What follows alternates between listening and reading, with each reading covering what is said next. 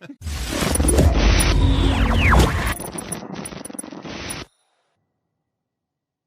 afternoon and welcome to the TCG Pro Show. We're back this week with, it is now episode 15. Wow. Can you believe that we have done that many episodes? That's amazing. You know, I was thinking the other day, my goal is marching along to that 100th episode. But I'm Brad. This is the TCG Pro Show. We are live. We do want to hear your questions. Leave them in the comments below and we'll answer them on here. I'm joined by my regular co-host, Mr. Don Williams. Hello. My dad. Welcome this afternoon. Thank you. I know we're running like crazy right now. He came flying into the show. This week we also have a special guest, Nathan Tabor. Welcome to the show. Good to be here. Thanks for having me on your show. Yeah, thank you for being here. We really appreciate it. This is a real treat to sit down with Nathan. He is an accomplished entrepreneur, consultant, real estate broker in the area, and we know there's going to be a ton of value on this show today. So if I get my producer to bring over my notes real quick, I left them. We were getting set up here. We'll get rolling in. So, Nathan, like I said, you know, you're a serial entrepreneur, aren't you? Tell us a little bit about some of the things that you're involved in. So since 1999, I've had 26 businesses. 26? From website design, email, sending out for politicians, to used car lot, buy here, pay here, to flipping apartments, and a few other things that, you know, go along with that, construction and that. But then coaching and consulting is mostly what I do these days around real estate or work-life balance. That's awesome. So if you give somebody one tip, since you've started a lot of businesses and they were thinking about starting a business, what would you tell somebody about starting a business? You know, the work-life balance is ultimately the key, because if you get to where you're wanting to go, but you don't know once you get there who you are, yeah, that's one of them. The other is to become really focused on what you're doing. Because with entrepreneurs, and we were talking about this a little bit before, you have all these ideas running through your head. Yeah, I can do this, I can do that, I can do this. We can do a lot of things, but if we don't do one thing really well, then the others are going to suffer. So become really focused in on what you're doing. Develop your business plan. You know, put together your investment packet if you're looking for investors, and become really focused in on what you're doing. How important is it to get that business plan on paper? Extremely important. Because, you know, as you're going along, especially when things aren't going the way you want them to, the first month or the first year, when things aren't developing as fast as you want them to. But it takes time to start a business, right? Yeah. It takes time to get it put in and to figure out all the little things, plus the few big things that come along. So if you don't have a business plan, when something bad comes along, then you just jump ship and go start something else. Yeah. But when you start something else, what do you have to do? You start it from the beginning, and then you go through the process again.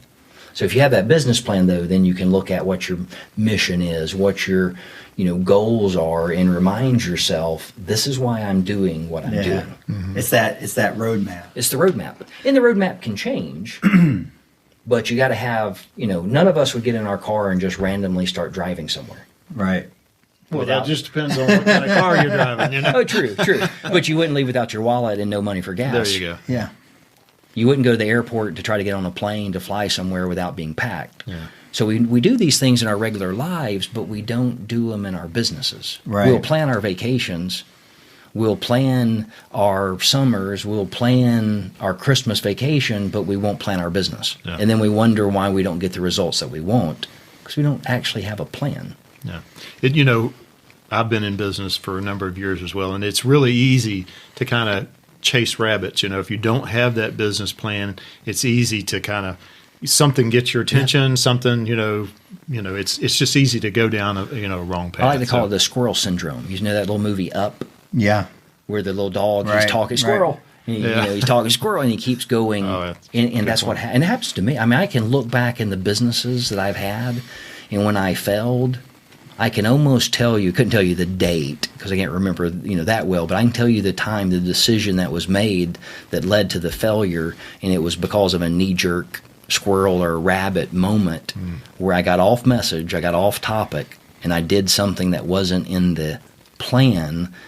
It worked for the moment, but it ended up failing in the end. So we kind of cater to real estate agents. Yes. A lot of our market, our target is real estate agents. does that apply to real estate agents as well? I mean, if any industry, real estate would be one of the top because it's a hurry up and wait industry. Yeah. There's nothing that is normally fast or instant about real estate. Mm-hmm. Even if you list a house and it goes under contract in the first day, it's still normally 45, 60, 90, 120 days until you close. Right. Mm-hmm. So there's nothing really fast about that, right? Right. So if you're making those knee-jerk reactions based on, oh, well, this didn't work today, so I'll go do something else, mm-hmm. then you just end up just doing new things all the time, and you don't ever get the results that you're looking for. I think with real estate agents, some will, hear, be in a class or whatever, and they will hear that, you really should focus on listings or whatever, and so they say, well, that's what I want to do, that's how I want to operate my business. But then they get several buyers, so they kind of get away from the listing side of it. So if their business plan is to work on listings, work on listings. Work on listings. Right. Okay. And if you're, and find your niche in that as well. Listing a $30,000 home versus a $3 million home, or listing a $100,000 home versus a $500,000 home. They're the same type. It's residential real estate, mm-hmm. but that's a different market. Yeah. Yeah. And you'll find people who are really successful in real estate have a very defined niche. Right. When you look at the top producers, mm-hmm. if you go to MLS and pull those reports, I'm a licensed commercial broker, which I could sell residential, but I just do the commercial. Even on the commercial side, you'll find people that they are selling $250,000 homes, and they're selling a lot of them. Mm-hmm. They're selling very few $50,000. They're selling very few $500,000. Mm-hmm. The people who are selling the $500,000 homes, they're not selling $3 million homes. They're selling $500,000, $600,000, $700,000 homes. Mm-hmm. Yeah. They've got their niche. It makes sense. I think of a couple of points that you made there that are maybe worth talking about. You mentioned the real estate process that, 60, 90, 120 days. Doesn't that kind of work with a lot of action you take in life? Yeah. Everything kind of happens on a delay, right? So you're doing really good things today. Well, the good results aren't going to come today. They're going to come in 90 days or 120 days. Or if you lay off, so good things are happening. Yeah. And then you lay off, the downturn that comes after is going to come with a delay, and you have to keep that in mind. So, how often is it we see realtors, and they'll work really hard to market their business, and then it gets busy, and they stop marketing their business. Wait, you're telling me I can't go to the gym for one day and look like you? Can I just go in there one time and work out for 30 minutes? Well, we want that instant gratification, right? Yep. We want to do this and immediately see the result. But whether it's your health or your finances or your business, it's laboring, it's putting in the work, it's putting in the time, it's being diligent, it's doing things that you don't see the results yet. Right. And that's really hard. To go out and work, especially in an industry like this where you're doing work but you're not getting paid until it closes. That's counterintuitive to the human mind, right? Mm-hmm. But it's like planting a garden. Yeah. You plant the seed, you plant corn, you plant squash, but you don't harvest it for 2, 3, 4, 5 months. But when you do, I love squash, fried squash. Oh yeah. It's delicious. But you wouldn't have that fried squash if you didn't have the time that you put in several months before. So you got to be thinking about what you want to eat in 3, 4, 5 months in a very literal sense. Yeah. In anything. So in this real estate business, you got to be looking at what am I doing today that's going to have results down the road. Right. Because you're not normally going to list a house today and close tomorrow. There may be, some cash deals here and there, but that's not the norm. Right. That's right. It's a put in the time, put in the effort. And what you'll see, look again at the successful real estate agents in your area. What are they doing? They're constantly using social media. They're constantly promoting themselves. They're constantly talking about who they're trying to sell to, what type of houses they're trying to list. They're almost like a broken record. Mm-hmm. But there's a reason to that, because they're ingraining people into that. You guys do home inspections. My wife's a travel agent. How many people do you know that are friends, really good friends, that go hire another home inspector? Because they just don't think about it. Yeah. So you got to constantly be telling them, hey, this is what we do. Mm-hmm. My wife's constantly telling people, hey, I'm a travel agent. Yeah. I'm a travel agent. Yeah. I'm a travel agent. Yeah. Almost, so I'm a real estate agent. Yeah. But then it's also, we don't want to, pat our pride. So we almost don't want to tell people what we do. We don't want to oversell ourselves, which you don't want to, but you got to tell people what you do. Well, here's the thing. If you do a great job and you're really good at what you do, then what do you have to be ashamed of? If you know that you're going to take care of your friend better than anybody else is going to take care of them, then it's your obligation and your duty to give them that opportunity and to let them know what you do. If you're not telling them and you were going to take care of them and you are good, you're doing them a disservice. And that's the thing. Like, promotion, self-promotion is not a bad thing. And we have this amazing tool called social media that makes it easier than ever to put out that message, right? Oh, yeah. Well, y'all's business, how many, referrals over the years do you get? Probably, I would say that 10% of our business probably comes from like friends and, that kind of thing. But the majority of our business come from real estate agent referral, probably 80+%. From the industry, Because of your reputation. But when you started this business, was real estate agents referring to you? How long did it take to build that up? It took a while. Now, of course, we have a background with the real estate industry, that kind of thing. Yeah. So that helped. That was very helpful. Very helpful. So you're saying it took time to build that reputation that we even had going into this business. Yes, that wasn't overnight. There was 20 years of reputation that you and Mom had built through your relationships. Yeah. So, one of the very hurtful things that I hear a lot, and it happens in my life as well, is when you have somebody who's a really good friend, but they go list their property with someone else. Mm-hmm. They go list with the person who's been doing it for 20 years. Yeah. If you step back and think about it from a logical standpoint, I can't really blame them. Because, if you haven't been doing something for a really long time, and it's an asset of someone's, they want to get it sold. They want a professional. They want a professional to get it done. So don't take that as a hit against you. Just work hard to become that professional, to become that trusted source that people are going to turn to. Yeah, you can even look at maybe what is it that professional is offering that you could model. Yeah, what are they doing in their marketing? What are they saying? What are they promising? How are they handling their business? Yeah, absolutely. It's a good thought there. The other thing that I hear you saying loud and clear is not only do you have to be patient, you have to be consistent. Consistent, absolutely. So that's such a huge thing. So you have a significant background in real estate. So you said you've been doing it for 13 years. 13 years. And is that mainly commercial over the last 13 years? Yeah. So I've had my my brokerage license, since December of last year. Mm-hmm. But I've been flipping multifamily since 2006.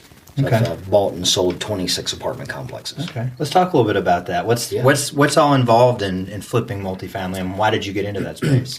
Someone just randomly walked in my office and was like, "Hey, do you want to buy this 18-unit complex?" So I got into real estate in a very non-traditional way.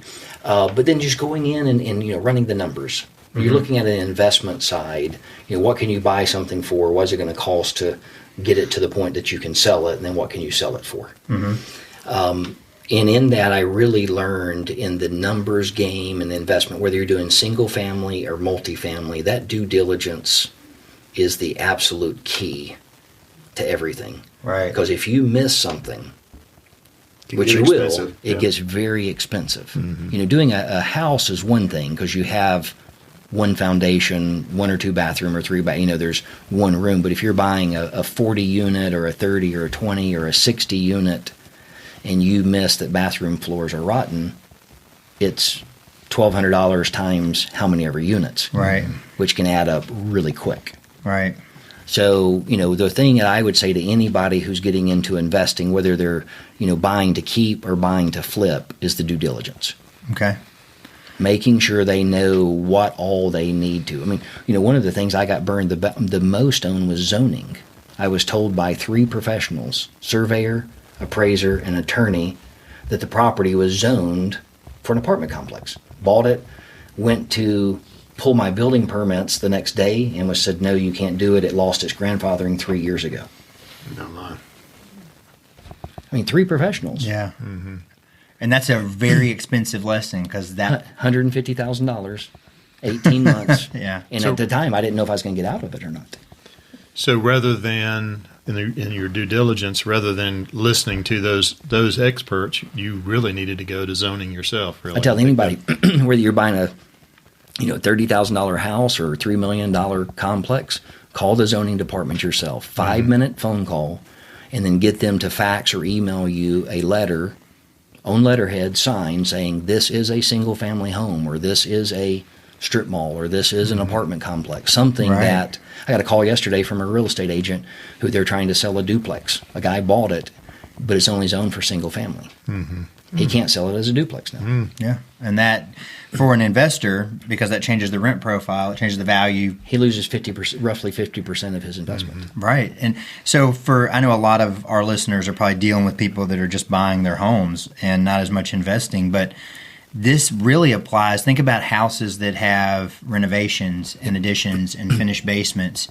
It's worth the phone call to the zoning department, to the planning department, and find out if that stuff was permitted. Yeah. If they've added bedrooms and it's on a septic system, find out if it's permitted. I mean, that's you're buying a 5-bedroom, but it's got a 3-bedroom septic system. That's going to affect the investment of the person. You're calling the oil and natural gas companies to see if there's an old tank in your backyard. Yeah, because those are roughly about $8,000 to pull out. Yeah. There's a list of due diligence items that really need to be taken. But again, care of. is that kind of come back that consistency. That's doing something that's not in the immediate, not giving you money when you do it. Right. So it's not go spend an hour doing this and then somebody's going to write you a check for $250. It's go spend that hour so you don't lose $5, $10, $20, or $150,000 because of a zoning issue. I mean, one 5-minute phone call would have saved me 18 months of. I mean, I thought it was going to turn me upside down because at the time I didn't see a way out. So it's very critical in whether residential, single family, or commercial. I mean, I go out and going to D.C. this weekend to speak to about 100 investors, and due diligence is my number one. If you can't do due diligence, hire someone to do it. Don't trust that third party, that inspector, surveyor, appraiser is not going to give you the detail that you need on your property. Well, you have to take accountability for it, right? You have to take it. Well, because after you sign that contract, you know who's accountable? You or whoever's buying it. There's all those other people are gone. Yeah. So I have a question. Do you have a checklist for your due diligence? I do. You do? I have a checklist of my due diligence. And it even says things like, you'll see people walk up in a bathroom, and they'll put their foot by the tub and they'll push down to see if the floor is rotten. I'll do that, but I'll put the toilet seat down and sit down on the toilet and rock the toilet back and forth. Because you can't tell if the floor is rotten underneath the toilet in front of the bathtub. Until you put the weight on it. Until you put some weight on the toilet and see if it moves. And I'm going to tell you from experience inspecting, there's more rotten floors around toilets than bathtubs. Around the bathtubs.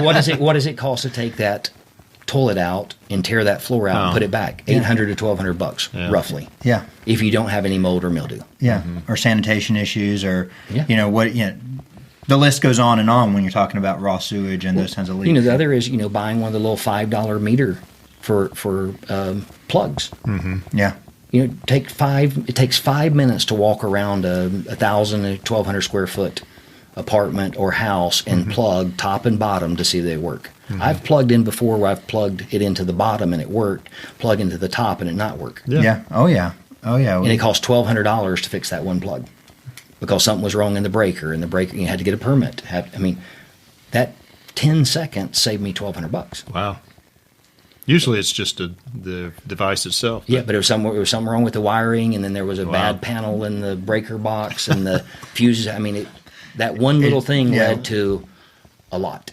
But we were in a CE class, and I remember an inspector. They'd asked, which receptacle should you test, and they said, I think it was like, well, which receptacle was bad, and to be the one that you didn't test, whatever. So test them all. So test them all. Yeah.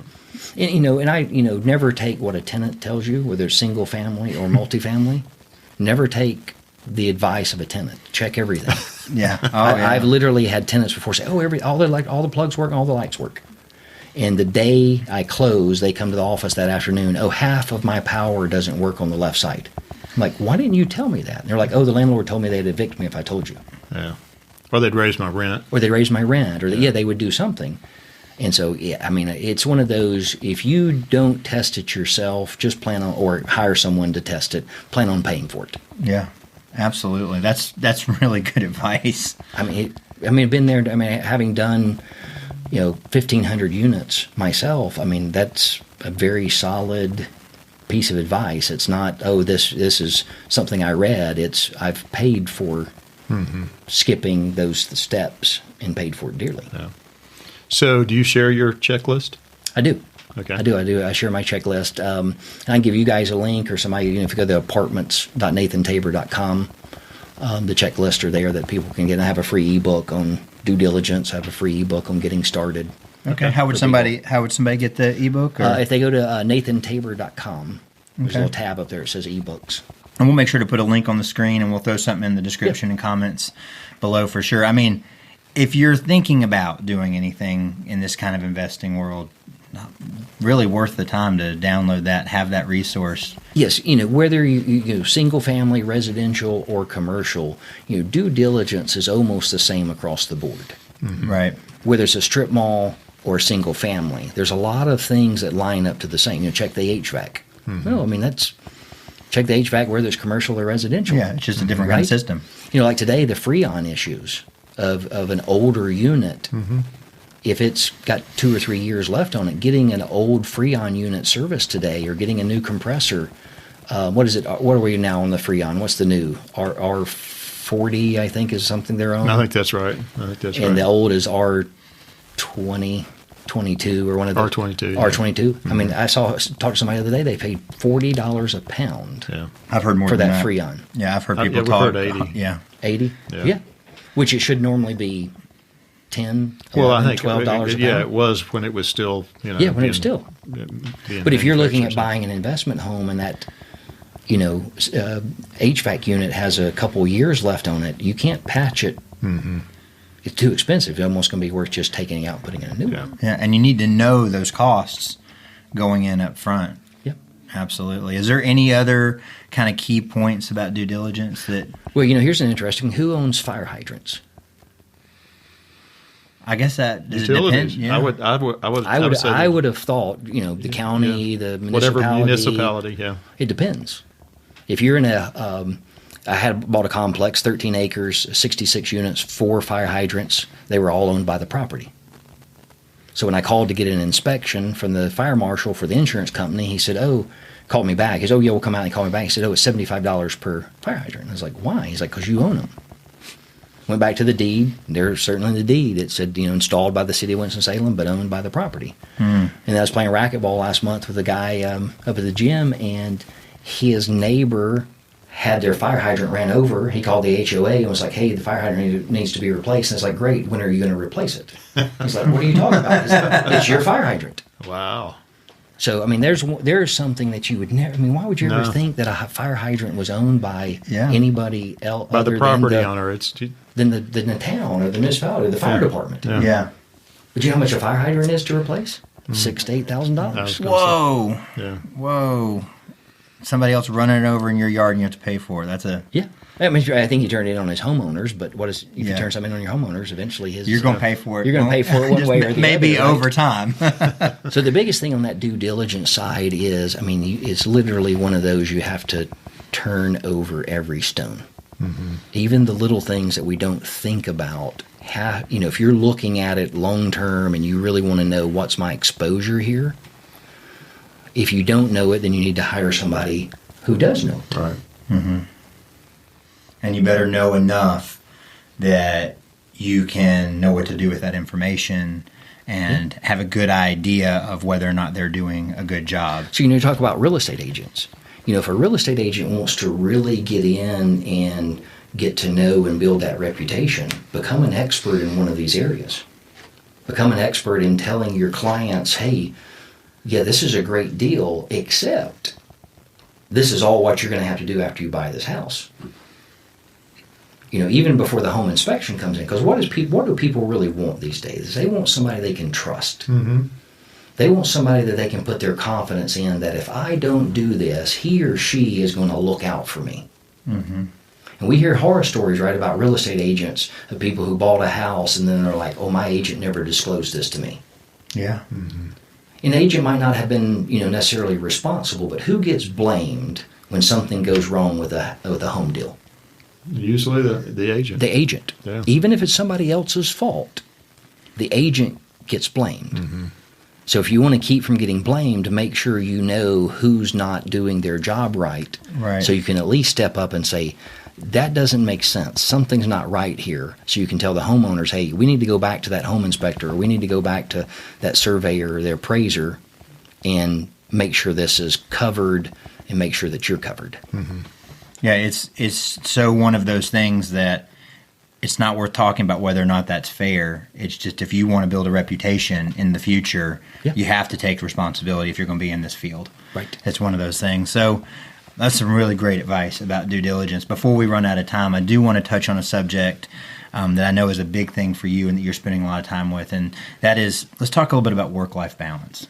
Yes. Very, it's been out there as a term that's been around for a long time, but this comes out of my personal story of, looking at what makes one successful. And I bought into, in our society today, we are defined by what we drive, what we wear, where we live, what's our titles, how big our companies are. Mm-hmm. And I fell into that. And when you get into that mindset that money will resolve my problems, money will get me to where I want to go, it will get you where you want to go, but you won't like who you are when you get there, and no one else will like you and who you are when you get there. If that's your single. If you think money is going to resolve your problems, you're going to be sorely disappointed when you get there. Mm-hmm.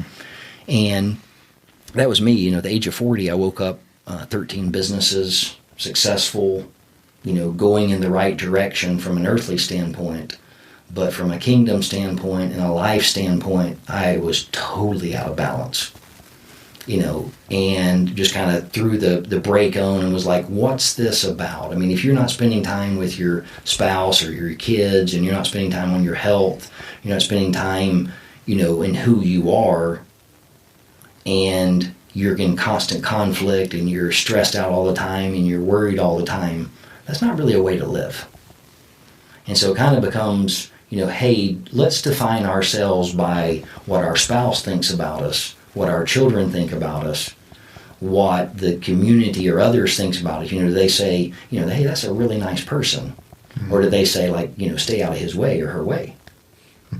Is this something that's as simply as you just need to change what you think about, or? Yeah, well, it's a lifestyle choice. I don't have my phone on me, but, are you constantly glued to your phone? Go out to eat these days and there'll be a table of 4 sitting around and they're all nobody's communicating. Yeah. Nobody's communicating. Yeah. And then they wonder why when something serious or something comes up that they can't communicate about it. Mm-hmm. You can't communicate about the small things. How are you going to communicate about the big things? Mm-hmm. So it's a choice. It's a choice. Do you work all the time? It's almost in the thought process, well, if I work 80 hours, I'll be successful. Yeah. And what I encourage people is go in and look at that 80 hours. Are you focused in your work?